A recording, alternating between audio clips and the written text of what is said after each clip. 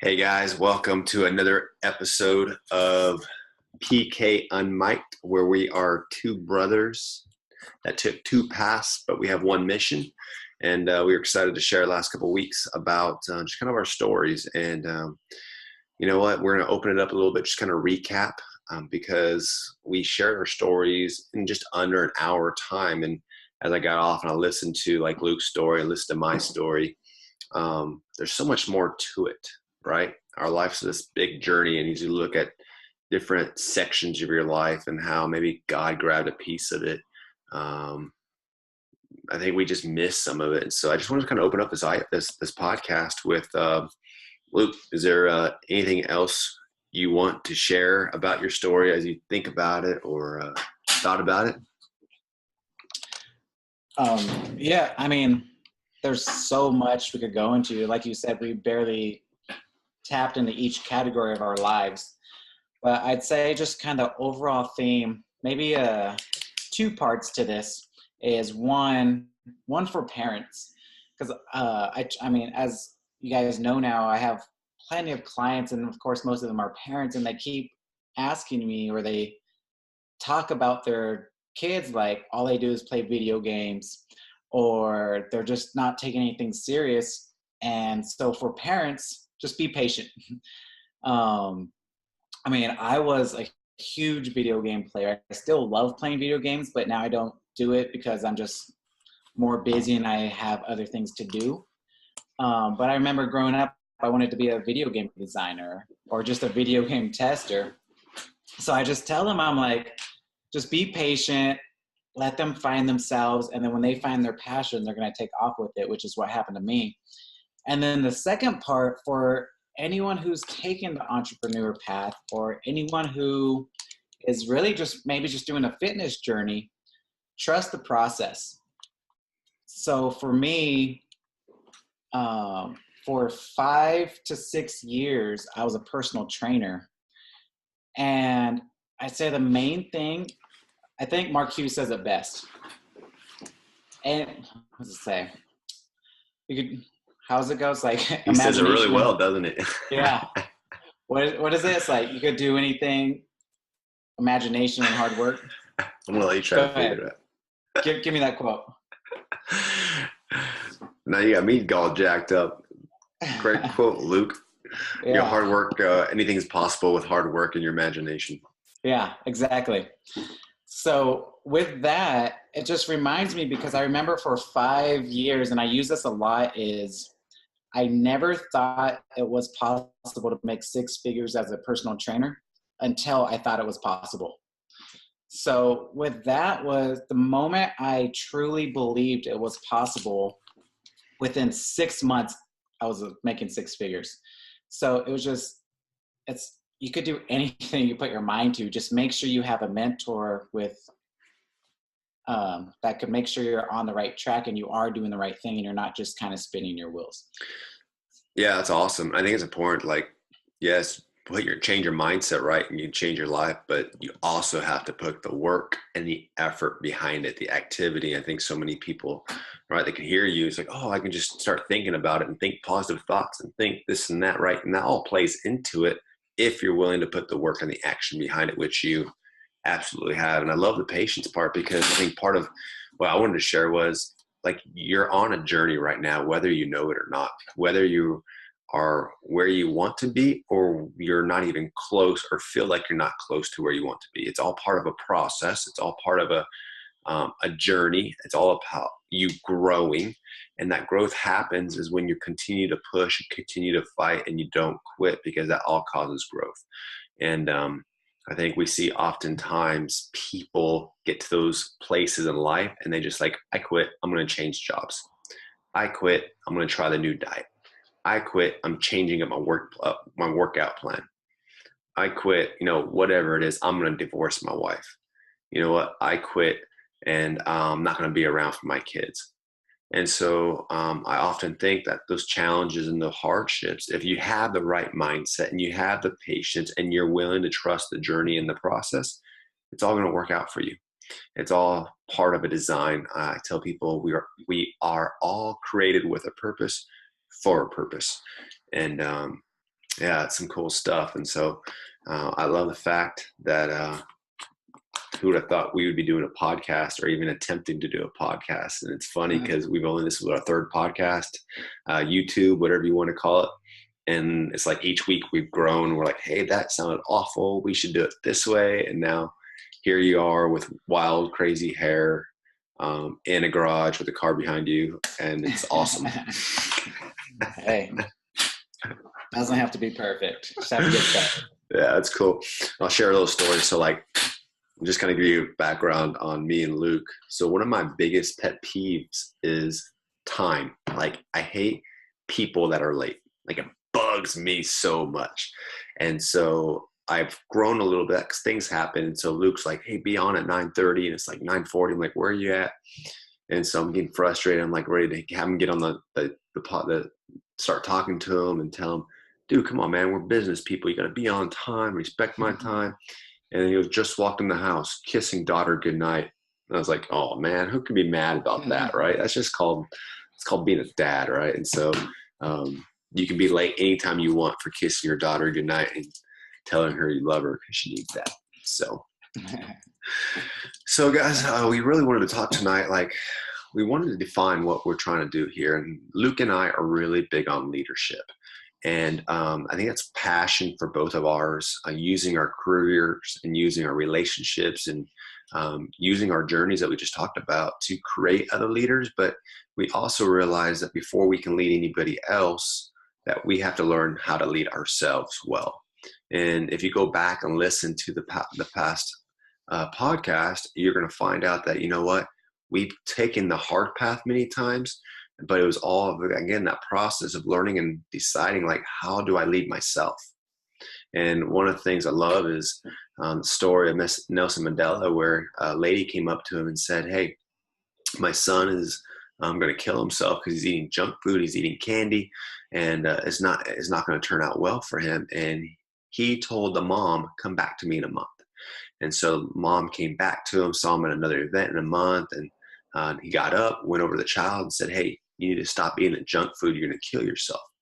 Or candy, or based on what story you read. And mom said, how come it took you so long just to tell him that? And he said, because I couldn't tell him to do something I wasn't willing to do myself. And that's always stuck with me as I lead my teams, or I get really convicted when I'm like leading my wife and getting mad about her about overspending. And next thing you know, like I'm spending money on something stupid. Right. And then I find myself getting in a fight because I'm too busy trying to protect myself and my pride and, you know, whatever comes along with that. So we really want to use this opportunity just to share experiences and leadership in business and career and marriages and and parenting. And specifically, we want this to be, I think it's going to be catered a lot towards men, not that we are biased one way or other, because I know a lot of great women leaders, but just as a dad, it really stands out to me when I hear other dads not fulfilling their role. And just kind of top it up, what I so passionately hear Luke, hey, you can be late for kissing your daughter. There's a study, and it's a book from Tender Warrior, which I absolutely love and recommend, by Stu Weber, ex-Navy SEAL or Green Beret. One study found that 42% of children of divorced parents hadn't seen their father for a year or longer. Our world is falling apart for lack of kings, warriors, mentors, and friends. For lack of men who will stay, who will keep their word despite the obstacles, despite the opposition, despite their plan. And so, or their pain. And so it's just like, man, I don't know, Luke, you can hit on this too. But like our passion is for people to like not quit. Right? Because when you quit, you made it easier for whoever's following you, if you have followers, to quit as well. And John Maxwell says everything falls and rises on leadership. And so, so that's why Luke and I are here. So saying that, we're going to talk about a couple steps I think that everyone goes through leadership. And so as you go through life, right, and situations come up, I think everyone has an opportunity or something put in their lives where they have a chance to step up and lead. Would you agree with that? Yeah. So it could be small, it could be big, it could be by accident. Um, you name it. I think everyone has those opportunities in life to step up and lead and become bigger than they really are. They're invited into something. And so, um, as you think about your career, Luke, and I kind of want to dig into this a little bit and kind of where you're at, um, do any examples in your head from the past, like where you had that opportunity to step up and you went the other way? Hmm. Um, well, I just know the first opportunity where I had the chance to be a leader was when I opened up my first nutrition club. I mean, before I was 26 years old, before this, there's really not that I could remember anyways, is really any time for leadership. It was really just solo Luke Rangel partying, having fun. So there's really no time to, or any chance. I felt like I had a chance to be a leader. If anything, was when I opened up the nutrition club and my business was growing, and I had this team below me where they needed me to be the leader that I needed to be, but I wasn't ready for it. And I don't know if I backed down from it, but I definitely know I didn't put in as much effort as I should have to grow as a leader. Um, and I don't think any of it was me actually thinking like I'm not me thinking I was lacking, but it was just kind of my mindset at the time, maybe my ego at the time, just thinking I already knew it type of thing. So I think a lot of times we may not back down on purpose, but our ego may get in the way, or our pride, and we just think we're already great, we don't need to do something. And that's another way that we kind of go the opposite way than what we're supposed to. Interesting. Yeah, definitely the pride. I think about like times I had an opportunity to step up and lead, and it was always the fear factor, right? And the way I masked that fear was awesome. We're doing great. I don't need to do much more. Maybe I didn't feel like I was capable of taking the team or whatever to the next level. And so it was like this fear. All right, I'm going to find a new job, right? Yeah. And Yeah. I'm not willing to hit this obstacle. I'm not willing to do the work. And instead of admitting I was fearful and not willing to do the work to get there, I'm going to do the next thing. You know what? I got this great opportunity. And I think I missed opportunities of growth or advancement or whatever it is. At the time, I masked it as change, right? Better opportunity, when in probably reality, it was fear of actually stepping up to the plate. And but it's funny because I don't know just how those instances that we decide to drop the ball are still used for the greater good, right? And Right. it's kind of like you're going to this one destination, and as Michael Jr. puts it, a comedian who's hilarious, is you have this destination, and sometimes you make the wrong turn, and it doesn't take you a different place. All it does is recalculate and take you a different way to the destination. And so, yeah, it's awesome. What about time where you said, you know what, I'm scared, I'm fearful, I don't have what it takes, but I'm in this position, I have this opportunity, so I'm going for it? I'd say every day of the last year. uh, um, yeah, just like if you guys heard my story, just the beginning of 2017, I always had this, I had the private studio that I know I could work out of, but I don't, I think I knew it was possible, but like you said, the fear kicked in. What if it fails again? What if whatever happens? And at this time, we have a 3-month-old daughter. We're living at the in-laws. We're barely making rent, and it's time to change. So I was, at first, like you said, I was going to Safeway, and I was looking for job after job after job. And luckily, no one wanted to hire me. So it forced me to step out of my comfort zone and start the private studio, which, as you guys now know, was the best decision ever. And then just most recently, going into my speaking career and my coaching career, Um, I mean, something as simple as I got a referral the other day to go speak at a company, to give this guy a call to see if he's interested in speaking at a company. And it took me a day to actually pick up the phone and call, just because I was just so scared to talk to Mm. him, to ask him if he wants me to speak for his company. Uh, but I knew I had to, so I just made the phone call. And as we always say, is the worst case scenarios typically never happen. So I mean, it was a great conversation. He told me to email him. He wasn't interested, but he sent me a referral for another company. So it's just, yeah, it's just like John Maxwell. He has this law on his 15 Viable Laws of Growth, but just called the law of the rubber band. And it's just, however you use a rubber band, the only way a rubber band works is if you stretch it. And he just says that's the same way as human beings, is you have to stretch yourself to become more, to get to the next level, to get wherever you want to be. But the moment we start getting stretched, we feel that tension, and that's where most people go back into their safe spot. And then most recently, I'm getting an opportunity right now to become a big leader in our city. And again, all this fear is coming in, like, am I going to have enough time for my family? Is it going to hurt my other businesses? And it's just an ongoing thing where I have to decide, if is it the right thing for me, or am I just scared? And that's the other reasons why I'm thinking of not doing it. The, the hard part is it's never a black and white decision. Yeah, that's the funny part about it. Like, as you grow now and you start like understanding those questions, like those decisions almost like become more complicated. And at some point it's like, okay, now wait, am I being too feared, or am I being wise about this decision? Am I going to be stretching myself too thin and it's going to hurt this area? Or is it because, it's just so funny how you said that. But man, it's great how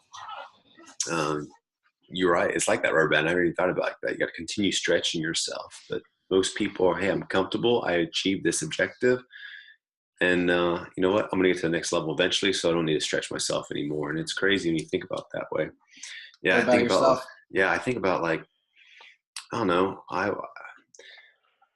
was just blessed with like different opportunities. So I was selected to go to the NCAA National Leadership Conference right before my senior season in Orlando. And it was like all these athletes from around the country. And it was a great 1 week leadership course on different types of leadership styles, and just really kind of explored your leadership. But when you got back, you had to put something in place for the school. And so I started doing like speaking engagements at small schools. And then I remember speaking like at different programs after a game in front of the stands. And then it all led to speaking at this FCA conference before our bowl game my senior year. And there was, I can't remember how many people.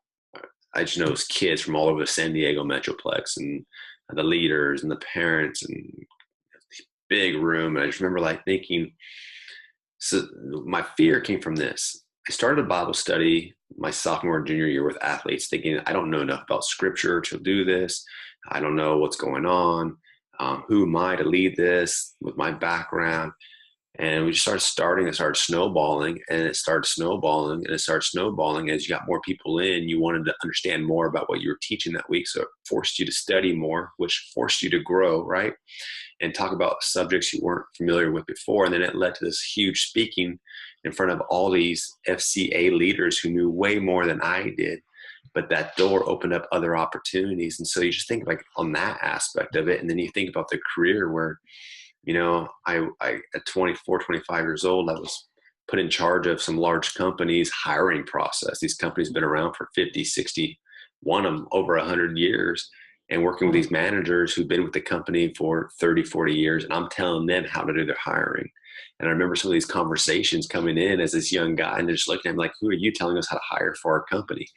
And I had opportunities to back away from that, but it was one of the biggest companies and highest maintenance accounts we had. So it took a lot of work, a lot of effort, but it was one of the biggest growth opportunities as well, because it stretched me on a daily basis. It taught me how to handle a lot of different people within this larger organization, how to deal with top management. And so, yeah, so it's fun to see like the opportunities where you actually like, all right, look, I don't know what's going to happen, but I'm going to step on the edge. And next thing you know, you look up and here you are, all those, again, playing a different example where you're leading these large teams and organizations and learning about process and structure and organization. And there's still times like in my career where I'm like, I'm content. And now I'm in this place again where it's like, forget that, dude, like get uncomfortable, like stretch yourself again. What do you need to do to get uncomfortable? And so, yeah, it's pretty fun to see that. And so like, what we encourage people, and like, and I think about like opportunities that come to us to lead by accident, right? And kind of like with that passage I read earlier about men not being present for their kids. Like, how many times do you see? Man, I see it all the time, right? Couples married, they get a bad divorce, and so they make their kids suffer because they don't want to talk to the mom, or maybe they had one night where they shouldn't have, and the woman gets pregnant, and instead of stepping up to the plate and being a father, they check out and leave the mom all alone, right? Those are opportunities that people miss. But then on the other hand, there's also a lot of opportunities where those same situations happen and men are stepping up. And because they step up, they give that child a great life, or they give that child a dad to be present, you know? And so there's opportunities, and it's not like just career-driven opportunities, but there's opportunities on a daily basis. So you're driving down the street, and that gut feeling, you see that person that pulls over because they have a flat tire, and that gut feeling tells you I should help them, but you keep on driving, right? You're walking to a restaurant and you see someone who can't afford the food, and a gut feeling says, you know what, I'm just going to go ahead and pay for their meal, right? Whatever it is, I think we all get those gut feelings, and those are opportunities inviting us to lead and step up. And nothing may come out of that after you do it, but or it may seem like nothing comes out of it, but there's always growth happening, right? And so, yeah, I encourage like people in general to get out of their comfort zone and do something outside of themselves. And so, yeah, it's fun. So it's an invitation of becoming a leader, right? Maybe it's as simple as starting a workout plan and sticking to it, right? Getting uncomfortable, and instead of sleeping in like you have for the last 10 years of your life, getting up 40 minutes earlier and getting a workout in. You're like, well, that's just for myself. Is it really? Because someone's watching you do that over the course of time, which now you're inspiring. So because you had an opportunity now to change your life, you're now changing other people's lives. What's that quote? Everything you do, how you do anything is how you do everything, right? Mm-hmm.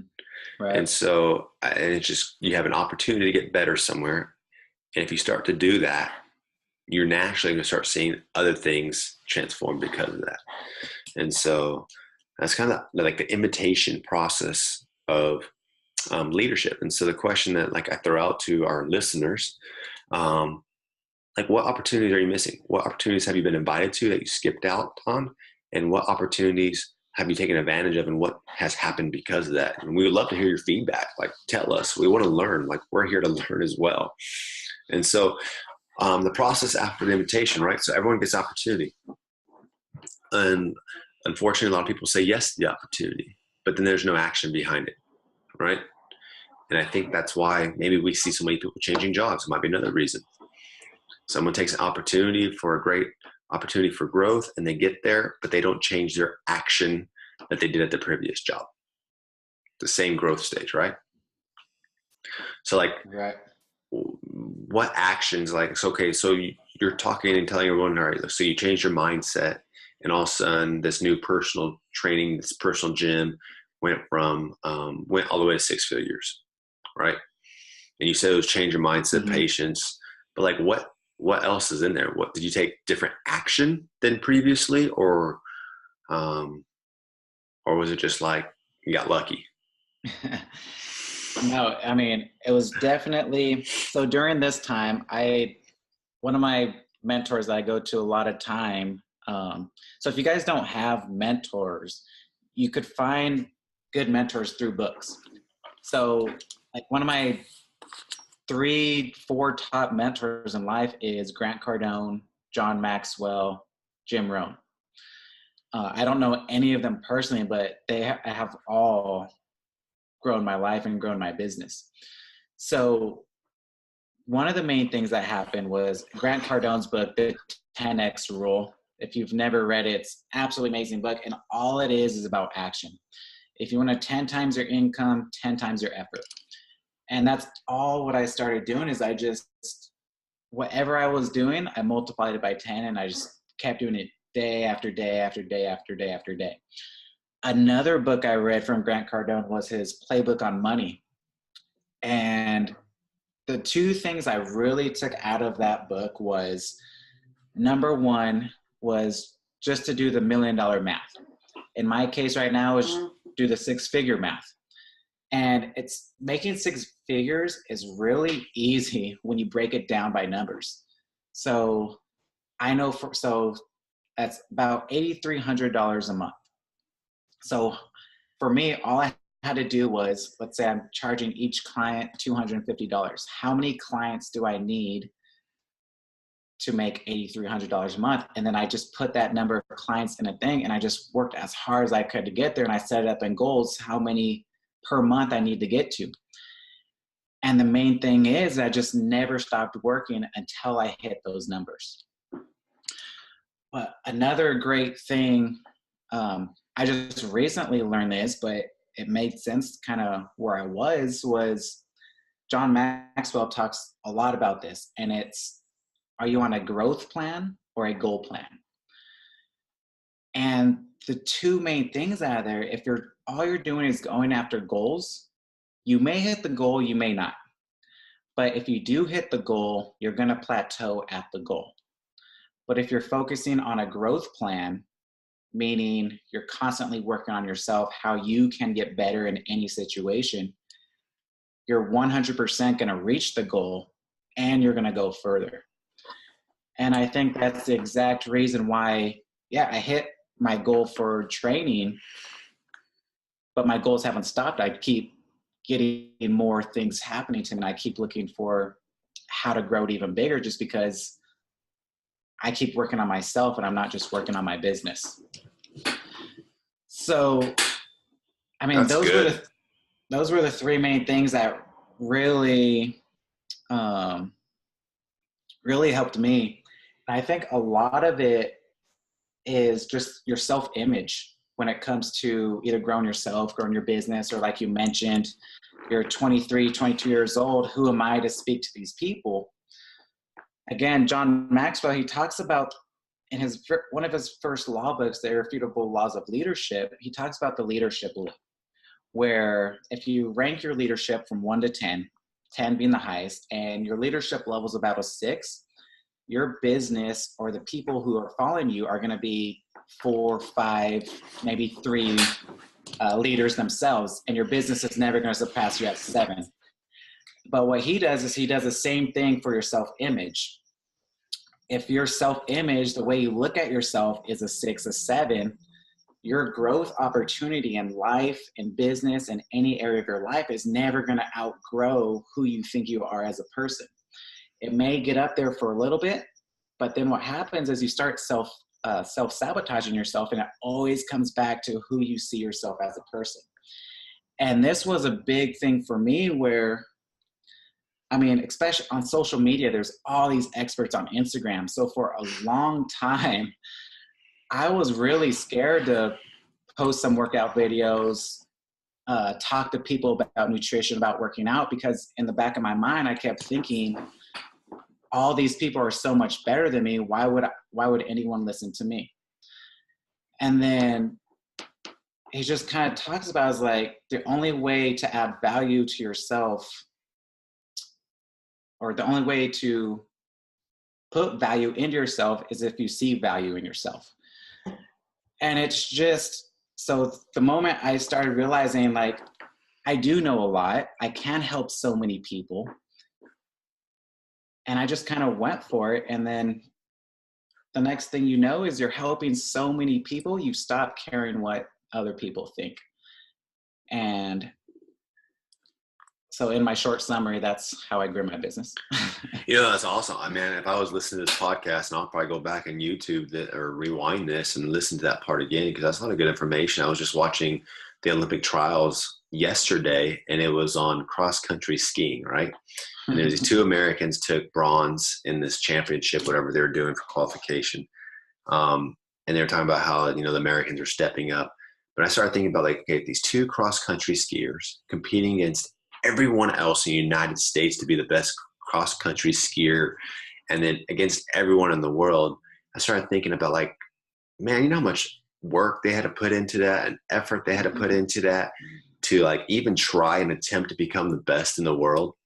And I started thinking about myself because a self-image and a self-thought is, I think part of the reason I didn't try out like after college was because I didn't have that image lid was very low on that, right? I wasn't the 6'5", 225 pure athlete. That's how I visioned everyone in the NFL as. I didn't have that confidence in myself. So I thought the 6'2", 220 person, white guy could compete at that level. And as the years went on, I just realized, I used to tell people I was done playing. I didn't want to have injuries, but I really lacked the self-confidence. I didn't have the confidence I can go much further. And where that comes from, I don't know. I was watching like games. My sons are really big into like football right now. And so they're like, Dad, this is your jersey. They run around. And so they've been watching like, oh, Dad, we want to see you play. So I've been pulling out like films like in years prior to my senior year. And it seems like I played with more confidence when didn't care as much. I love the game. And then people get in your head or things get in your head or articles or newspapers get in your head and you read something negative and it starts penetrating your mindset and your self-image, and that's cool. So it's good to see. I was going to ask you, so like, how do you grow that self-image? And you mentioned it, right? What do you say? To see more value in yourself, you have to put more value in yourself. Is that what you said? Yeah, it was. Yeah, to be able to add value to yourself, you must see value in yourself. That's awesome. I love it. I mean, that's just confidence like crazy, right? That's good stuff. And you see the people that have too much confidence, but they're like successful, right? And so you're like, what has to do with that? And there's definitely humbleness and all that stuff that goes into it. But that's cool. That's cool. And so sounded like part of your plan to get that was you're doing so much personal development leading up to this point. Because I knew personal development was been part of your point up to this when it all combined together and took off for you. Right. And that's kind of what I keep telling people. Because, I mean, to be honest, 6 years ago when I first became a trainer, I studied a lot. I learned all the material. But then for the last 4 years, I mean, I learned things here and there, but I never really deep dived to study to make myself a better trainer. So still, maybe it's my self-image. I don't feel like I'm a great trainer. I mean, I know how to get people results. But so nothing changed. People didn't come to me because I'm the expert. They came to me just because who I was as a person, I believe. Yeah, I think I would say that's like key to a lot of areas just in general, right? I think so I'm in the health field too and around personal trainers all the time. And I see personal trainers who know knowledge-wise, head knowledge, a lot more than I do per se, but for some reason my fit camps are growing faster and stronger and bigger than theirs, right? Or, and it really comes down to like when you come off as a confident, educated person that just loves on people deeply, that's a whole lot different. And that only comes through personal development, like reading books, understanding yourself, and seeking. I'm always asking questions like, why did I say that? Why did I do that? And when you do that enough over the years, right, you start coming up with different answers. Or then you read that book. So like, it's funny because I have these books right here. And so I've been really big on just like learning as a husband, like being a husband and one that actually listens and understands. My wife has been like, it's been like just a challenge for me in the last 6 months in a big time way. And so then I started just reading books. And I always say honestly, and I think my wife Bess was on here, who knows, but I think she would say I'm a different person in the last 2 months, 3 months than I have for a long time. Maybe a little more patient, understanding, not as don't flip out so fast.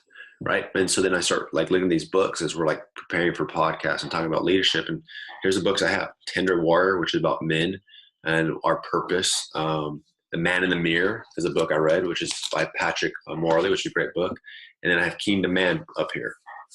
And so I started reading all these books on just what it meant to be a man, right? What it looks like to be a leader. And another great book, Visionary. And it's like all these things start, it's not like I just read one book and fixed everything. I'm still not fixed. I still got a lot to learn, but it's like this constant growth mode, right?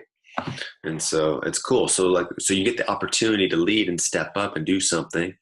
Now it's up to us to put that plan and action in place and add more value to our lives. So when we take that next opportunity, right?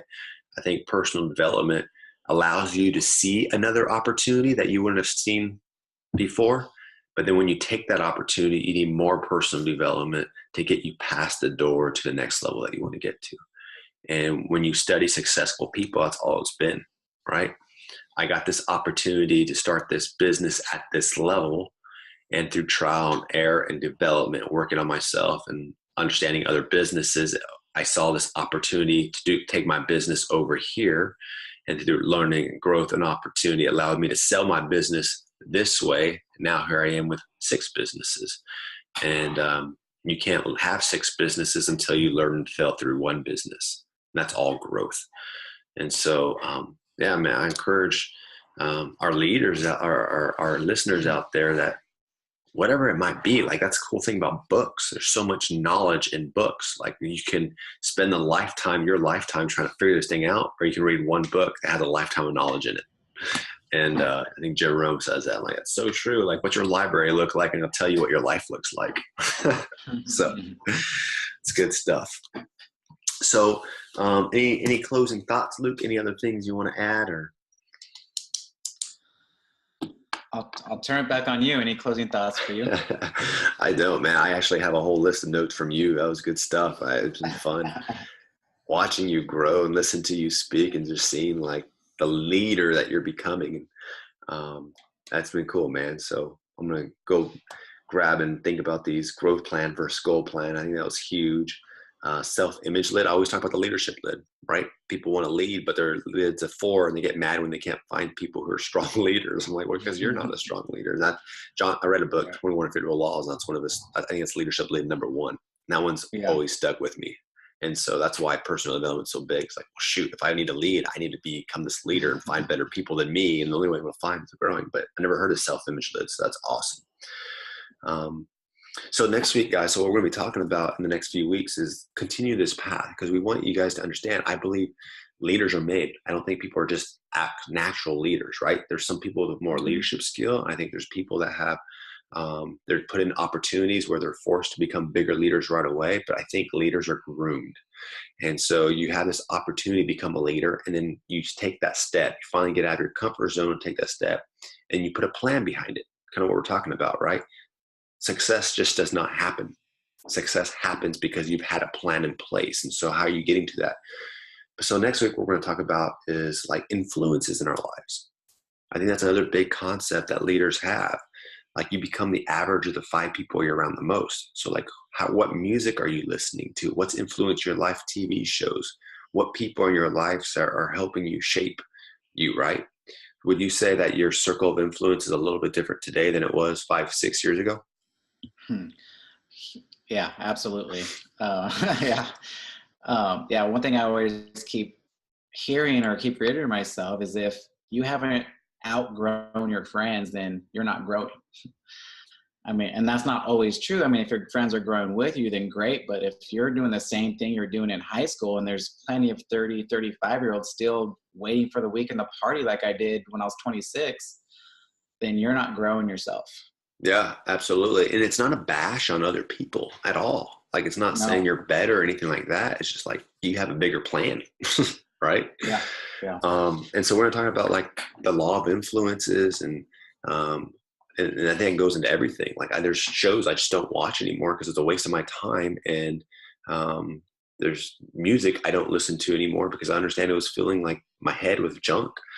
And then after that, it talks about like learning and education. So education makes you a living. Self-education makes you a fortune. And so what's the difference between those two things? And why can someone go spend $150,000 on a degree, right, and never make that much in their lifetime, while someone who can't graduate high school works harder on themselves than anything else and becomes a millionaire by the age of 26, right? So what's the difference? So you're telling me school doesn't have its importance? I think it does. But so we're going to talk about that, the whole fact right there. So take that opportunity, put a plan behind it, change your circle of influence, and then really work harder on yourself than anything else. And so I'm really excited the next few weeks because I'm really excited to learn from you, Luke, to be honest with you. Just seeing where you've gone, this education stuff is like my own little master group here. So it's cool. So guys, hey, thanks for listening. Thanks for tuning in. If you have questions, feel free to email us at pkunmiked@gmail.com. Just leave comments on our YouTube page, pkunmiked, or find us on Instagram. Shoot us a message, pkunmiked. It's really easy, PK Unmiked, Pastor Kids. Being real with you, 2 different paths, 2 brothers, 1 mission. And so, Luke, what's your personal Instagram account? People can follow you on your health page and all that. You could check me out. I have 2 of them. My fitness one is just Luke Rangel Fitness. And then my coaching and speaking one is just Luke A. Rangel. Awesome. And then my Instagram account, my personal account's Joshua D. Rangel. It's just a great way to follow me and my workouts and team and family and all that good stuff. And then also find me on Facebook. I do 2 social medias. Facebook is Joshua Rangel. And so love your comments, love your reviews, guys. You guys have a great week. Peace. Peace.